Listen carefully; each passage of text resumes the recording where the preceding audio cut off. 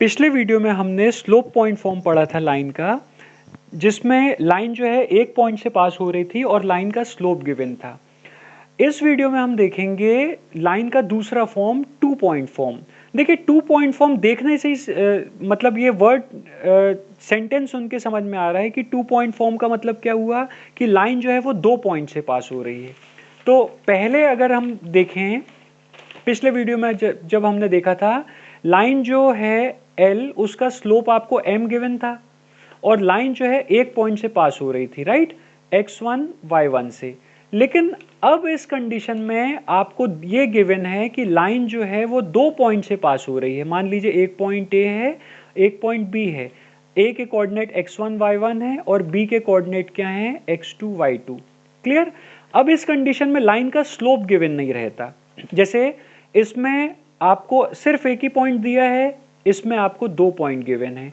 इस कंडीशन में आपको स्लोप गिवन था, इस कंडीशन में आपको स्लोप गिवन नहीं है, राइट। तो डिफरेंस देखते जाइए, ये आपकी स्लोप पॉइंट फॉर्म थी और ये आपकी टू पॉइंट फॉर्म है। तो टू पॉइंट फॉर्म में एक बार फिर देख लेते हैं क्या गिवन है। In this case line passes through two given points A x1 y1 and B x2 y2। तो हमें गिवन क्या है, दो पॉइंट्स गिवन है, x1 y1 और x2 y2। तो आप ये देख सकते हैं, अब मैंने आपको ये बताया था, आपको ध्यान होगा कि दो पॉइंट A और B तो आपको गिवन है, लेकिन क्योंकि हमें लाइन की इक्वेशन बनानी है, तो इक्वेशन बनाने के लिए हमें एक पॉइंट P ऐसा लेना पड़ेगा जिसके कोऑर्डिनेट क्या मानने पड़ेंगे, x और y। ये पिछले वीडियोस में मैं आपको बता चुका हूं क्यों हम x और y लेते हैं, क्योंकि लाइन की अगर इक्वेशन हमें बनानी है तो इक्वेशन बनाने के लिए हमें वेरिएबल को रखना जरूरी है। और वेरिएबल x1 y1 और x2 y2 वेरिएबल तो है नहीं, ये तो एक नंबर है ना, ये कोई भी नंबर हो सकते हैं, ये वेरिएबल तो है नहीं। तो वेरिएबल लाने के लिए हमें एक पॉइंट P लेना पड़ेगा जिसके हमने कोऑर्डिनेट क्या लिए, x और y। Is that clear. तो हम ये यहाँ पे देख सकते हैं कि लाइन जो है वो दो पॉइंट से पास हो रही है, A और B से। A के कोऑर्डिनेट हैं x1 y1 और B के कोऑर्डिनेट क्या हैं, x2 y2।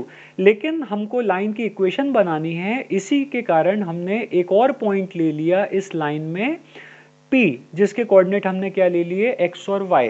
आई होप आपको इतना तो क्लियर हो गया होगा। तो नेक्स्ट यहाँ पे वही मैंने लिखा है, let P x y be the point on the line L। अब आप ये देख सकते हैं, ये स्लोप की डेफिनेशन में मैंने आपको बताया था कि अगर एक लाइन का स्लोप 1 है, समझ लीजिए अगर एक लाइन का स्लोप 1 है, तो किसी भी पॉइंट पे अगर आप स्लोप मेजर करेंगे तो हमेशा आपको स्लोप 1 ही मिलेगा। अगर किसी लाइन का स्लोप 3 है, तो लाइन के किसी भी हिस्से में अगर आप स्लोप को निकालना चाहेंगे तो आपको स्लोप हमेशा क्या मिलेगा, 3 ही मिलेगा। तो कहने का मतलब ये हुआ कि अगर लाइन का स्लोप आपको m अगर दिया हुआ है, तो उसकी वैल्यू उस पर्टिकुलर कंडीशन में, अगर वो लाइन अगर आपको गिवन है और अगर आपको स्लोप दिया हुआ है, तो लाइन का स्लोप किसी भी पॉइंट में हमेशा सेम रहता है। क्लियर।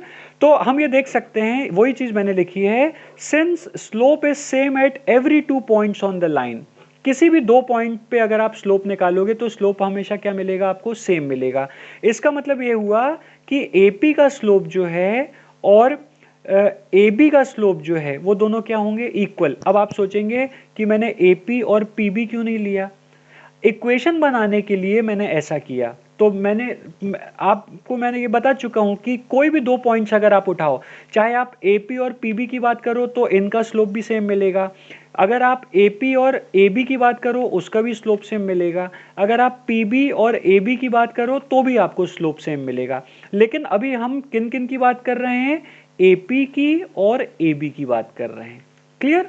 तो देखिए मैं यहाँ पे बना दे रहा हूँ, यहाँ पे मैं क्या लिख दे रहा हूं, देखिए ये पॉइंट है आपका AP।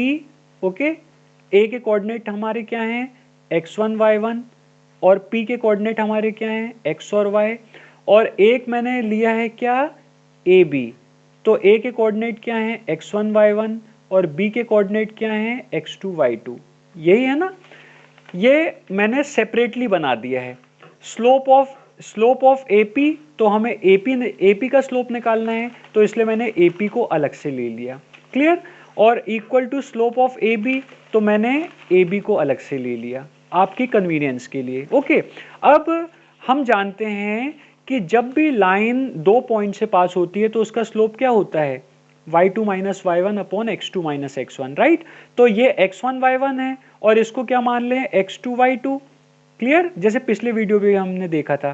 तो स्लोप क्या होगा, y2 माइनस y1, मतलब y2 क्या है यहाँ पे y, तो ये क्या हो जाएगा y minus y1 upon x2 minus x1। अब x2 यहाँ पे क्या है x, तो ये क्या हो जाएगा x माइनस x1। तो यहाँ पे इस लाइन AP का स्लोप कितना आया, y minus y1 upon x minus x1। Clear. अब AB का स्लोप हम देखते हैं, तो पॉइंट A के कोऑर्डिनेट क्या हैं, x1 y1, और पॉइंट B के कोऑर्डिनेट क्या हैं, x2 y2। तो यहाँ तो हम डायरेक्टली लिख सकते हैं कि स्लोप क्या होगा, y2 minus y1 upon x2 minus x1, होगा कि नहीं, y2 minus y1 upon x2 minus x1।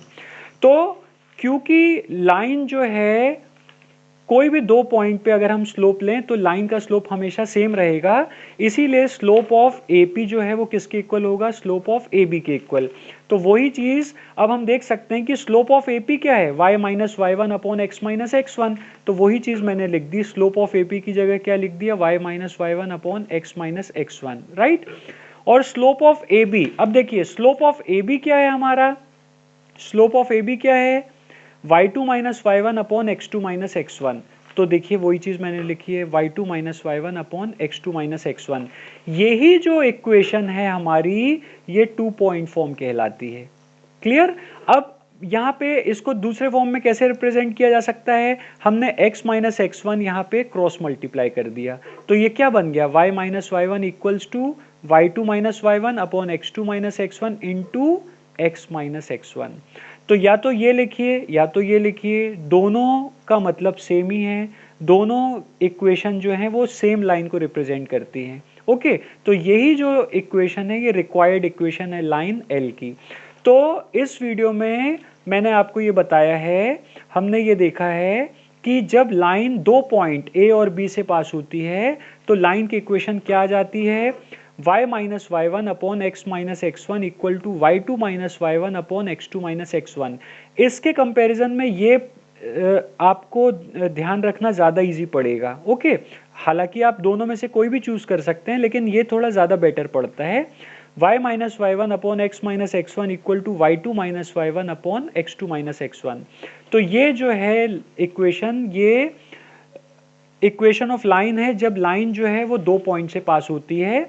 Clear. तो इस वीडियो में हमने देखा, क्लास 16 में हमने देखा 2 point form of line. Next class में हम नेक्स्ट फॉर्म की बात करेंगे। Thank you.